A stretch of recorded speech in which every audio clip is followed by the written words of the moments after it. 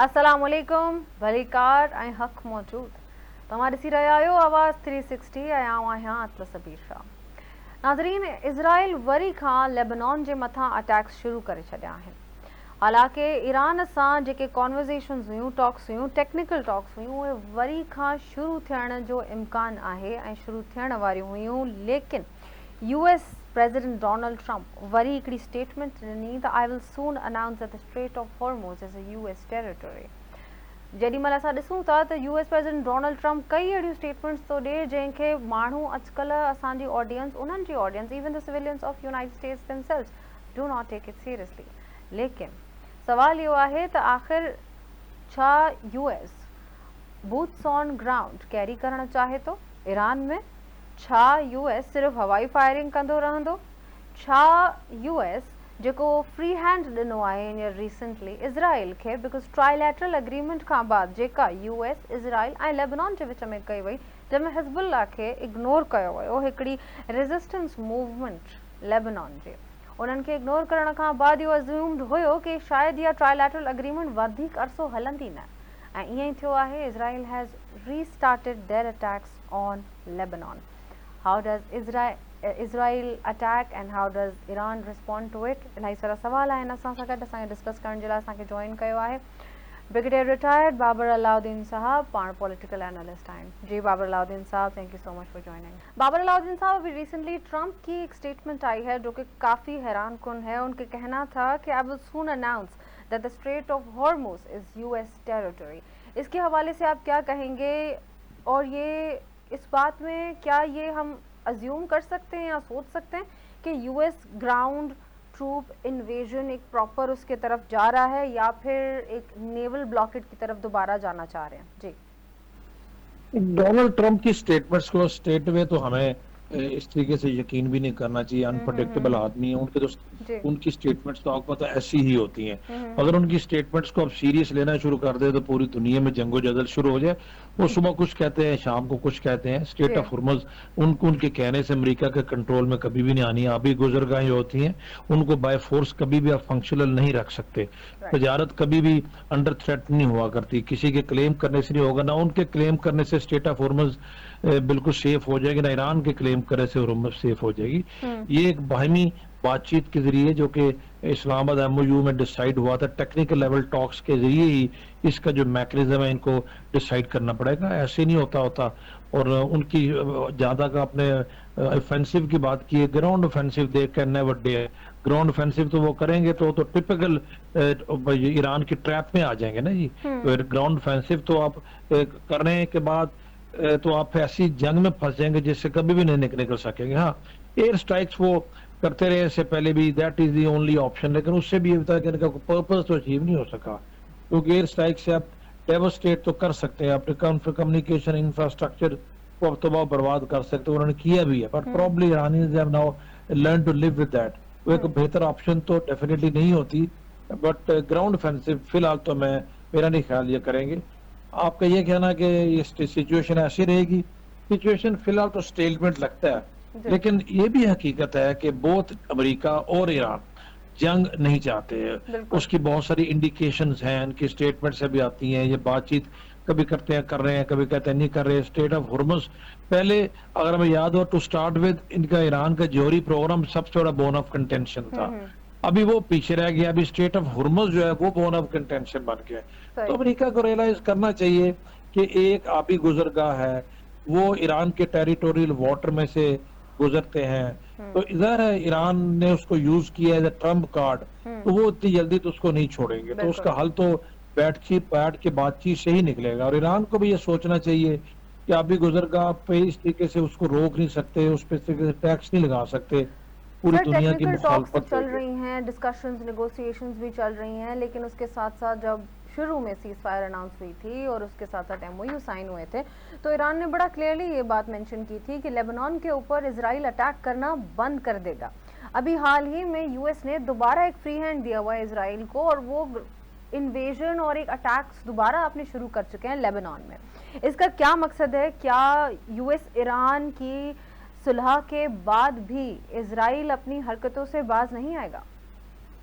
Israel अपनी हरकतों से बाज बिल्कुल भी नहीं आएगा। इसराइल जो है ना इस्लामाबाद एमओयू का हिस्सा भी नहीं है, सिग्नेटरी भी नहीं है।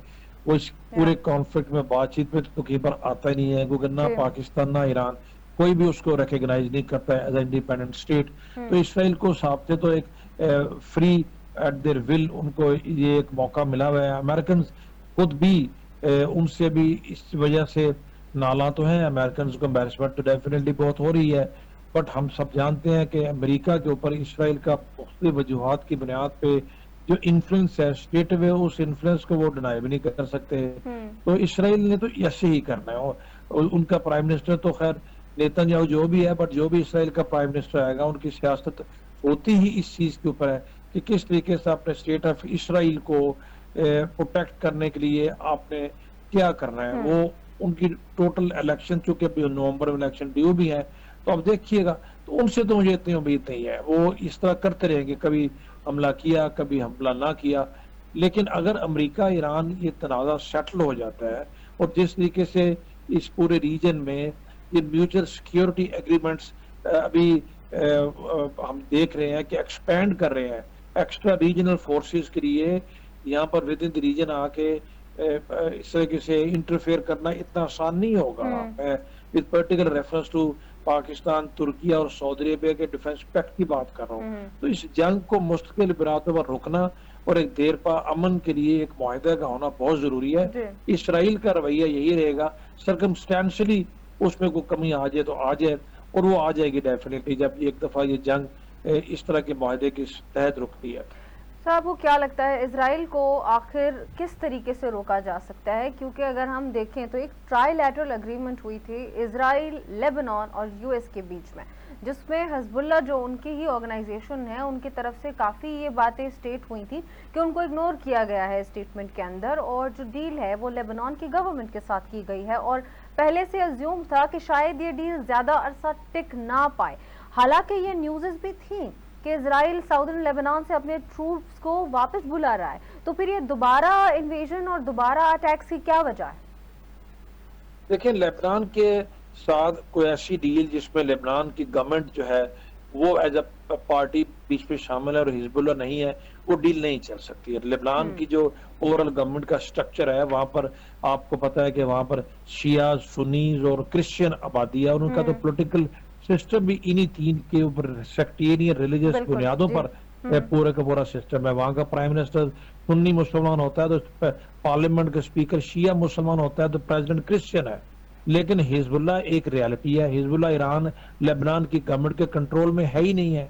वो एक वहां पर वॉरिंग फैक्शन है, वो वहां की रेजिस्टेंस मूवमेंट है, और वो साउथ लेबनान में का जब से उनकी वहां पर उनका वजूद आया है, वो इस लेबनान की गवर्नमेंट उनको कंट्रोल नहीं कर पाती।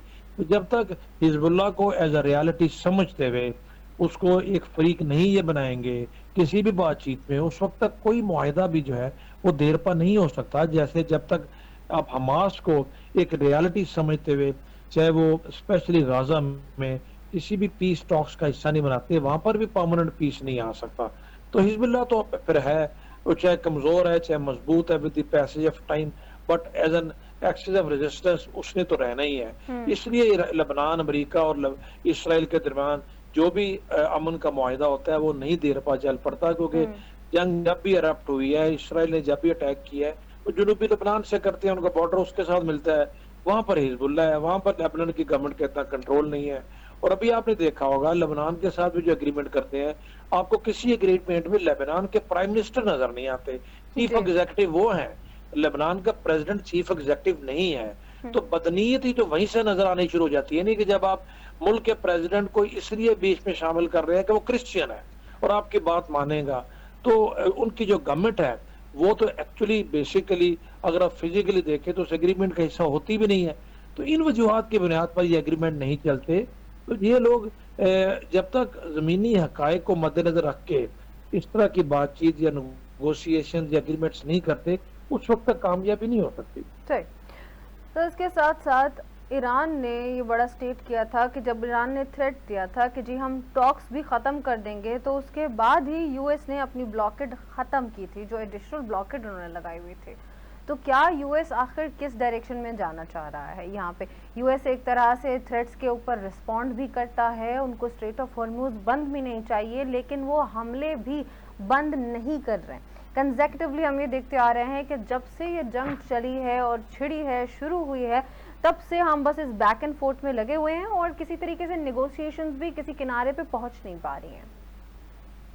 नेगोशिएशन इसीलिए किनारे पे पहुंच नहीं पा रही ना कि जिसमें इसमें इखलास नहीं है, इसमें अपनी अपनी मनमानी करते हैं, अपनी ईगोस को एड्रेस करते हैं, अपने परसेप्शंस को पब्लिक में बैक होम है वो इनको ज्यादा जहन में होती है। तो स्टेट ऑफ हुर्मुज के ऊपर जब तक ये सेल्फ कंट्रोल की बातें करते रहेंगे, इनके कहने से तो स्टेट ऑफ हुर्मुज के ऊपर इनका कंट्रोल नहीं आ जाना जी। अभी इन्होंने चंद दिन पहले कहा था कि स्टेट ऑफ हुर्मुज टोटल यूएस के कंट्रोल में है। जब ग्राउंड सिचुएशन की बात आई तो इसको बिल्कुल लोगों ने नेगेट किया। तो ये बेसिक रीजन वही है जो हम डिस्कस कर रहे हैं, ये तभी सिचुएशन ठीक होगी जब जो तीनों, बल्कि एक्चुअली तो स्टेक होल्डर स्टेट ऑफ हुर्मुज के दो है ना जी। देखा जाए तो अमेरिका का स्टेट ऑफ हुर्मुज से ताल्लुक क्या है? अमेरिका वहां से हजारों किलोमीटर दूर है ना, उसकी तजारत यहाँ से होती है ना, इस खत्ते में वो रहता है। सिर्फ अपनी एक हेजमनी कायम करने के लिए उसने स्टेट ऑफ हुर्मुज को एक इशू बनाया हुआ है। जब ईरान अमेरिका जंग नहीं भी थी वो पिछले 47 साल से, तब भी तो स्टेट ऑफ हुर्मुज के ऊपर जो स्ट्रेटेजिकल कंट्रोल ईरानी का था ना, अमान का था, उस वक्त इशू कोई नहीं था। तो इसलिए ये भी एक मनमानी या हटदर्मी है। आप एक्सेप्ट करें कि स्टेट ऑफ हुर्मुज जहां देखिए जो भी उस इलाके के मनमानी किस तरह की, जब यूएस प्रेसिडेंट डोनाल्ड ट्रंप दोबारा थर्ड राउंड चलना चाह रहे हैं, वो थर्ड इलेक्शन में भी जाना चाह रहे हैं, प्रेसिडेंट बनना चाहते हैं यूएस के दोबारा, तो और ये जो बढ़ती हुई पेट्रोल प्राइसेस हैं उनके ऊपर भी उनका जो बयानिया है वो बिल्कुल सीरियस नहीं था। तो क्या उनको लग रहा है कि ईरान के साथ जंग करके और जंग को जारी रख के वॉर टाइम प्रेसिडेंट बन के वो क्या दोबारा इलेक्शन जीत पाएंगे? क्या ये अजम्पशन है उनको? देखिए अमेरिका के इलेक्शन में 2 साल से ज्यादा अरसा रहता है अभी, तो वो तो इतनी अभी बिल्कुल सामने, that is not in site. उसके लिए तो फिर इनको 2 साल ये जंग ही जारी रखनी पड़ेगी, वो मुमकिन नहीं है। और थर्ड टाइम प्रेसिडेंट, मेरा नहीं ख्याल कि वो प्रेसिडेंशियल कैंडिडेट भी रिपब्लिकन उनको बनाएंगे। बात बहुत सारी उसकी वजूहत है। तो इनकी इमीडिएट जो नजरें हैं या जो इनकी इंटेंशन है वो डेफिनेटली इनकी जो mid term polls American Congress और सेनेट के हो रहे हैं अक्टूबर नवंबर में, उस पे नजरें इनकी हो सकती है। प्रेसिडेंशियल पोल तो भी काफी दूर की बात है। और वो समझते यही है कि ईरान की जंग को इस तरह एक्सटेंड करके तो वो शायद उनको कोई वोट इस तरीके से मिल जाए सिंपथी का। लेकिन on the other hand America में तो परसेप्शन और बिल्ड हो रही है। वो तो ये लोग कहते हैं कि इनकी जंग जो डोनाल्ड ट्रंप ने शुरू की हुई है, ये जंग तो अमेरिका की जंग है ही नहीं, थी नहीं, ये तो इसराइल के कहने पे इन्होंने शुरू की और अपना इतना नुकसान कर लिया है। And they are nowhere near to achieving that ultimate objective जो इन्होंने वॉर के रखे थे, जो कि अनरियलिस्टिक थे। ये रॉन्ग हाइपोथेसिस जो इसराइल ने बनाए थे उसके ऊपर बेस करके इन्होंने जंग शुरू की हुई है। तो इसके साथ साथ डोनाल्ड प्रेसिडेंट ट्रंप ने ये भी जरा कहा था कि हालांकि यस इलेक्शंस में तो अभी बहुत अरसा है, वक्त है, लेकिन डोनाल्ड प्रेसिडेंट ट्रंप ने अपने ऑडियंसेस को, अपने लोगों को, सिविलियंस को ये भी खिताब करते हुए कहा कि वी आर एट $4, यानी पेट्रोल की बात कर रहे थे, we are at $4 and consider this as a price you're paying for a country to not have nuclear weapon, a country that must not have nuclear weapon, stating कि Iran is evil or the greater evil or the villain in a story। तो फिर इस बयानिए का क्या मकसद हो सकता है? ये बयानिए सिर्फ लोगों को बेचने के लिए, क्योंकि कुछ ना कुछ तो उन्होंने पब्लिक को बेचना होता है ना, कि पब्लिक को क्या बताएं, जंग क्यों की है, क्यों कर रहे हैं, क्यों खत्म नहीं कर रहे। और ईरान को इतना बड़ा वो हवा बना के दुनिया के सामने, अपने पब्लिक के सामने पेश करते रहते हैं। या क्या ऑन ग्राउंड ऐसी कोई बात नहीं है कि ईरान के पास जोरी हथियार आ गए पूरी दुनिया को तबाह बर्बाद कर दिया कि इसको हमने जोरी हथियार नहीं रखने देने। इसकी बुनियाद के ऊपर पिछले 5 तिहाइयों से जिस कॉन्फ्लिक्ट को खींच के यहाँ पर ले आए, और उसकी जो प्राइस अमेरिका पे कर रहा है।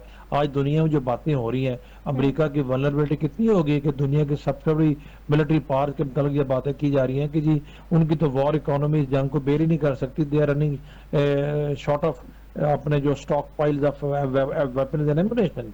ये बातें हमने कभी नहीं सुनी थी, जिसको डोनाल्ड ट्रंप को डांटना पड़ता है अपने कैबिनेट मेंबर्स को जी कि ये बात बाहर कैसे निकली है। तो ये सारी इंटर रिलेटेड चीजें ना जी, आइसोलेशन में किसी एक फैक्ट को आप देख नहीं सकते।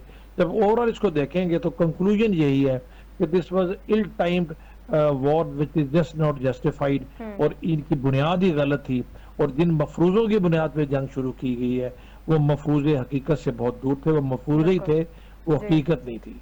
Okay, thank you so much sir for joining. नाज़रीन, इज़राइल वरी खां वायलेट कई आहे सीज़ फायर एग्रीमेंट जेका कई वई हुई बिटवीन यूएस, लेबनान ऐं इज़राइल।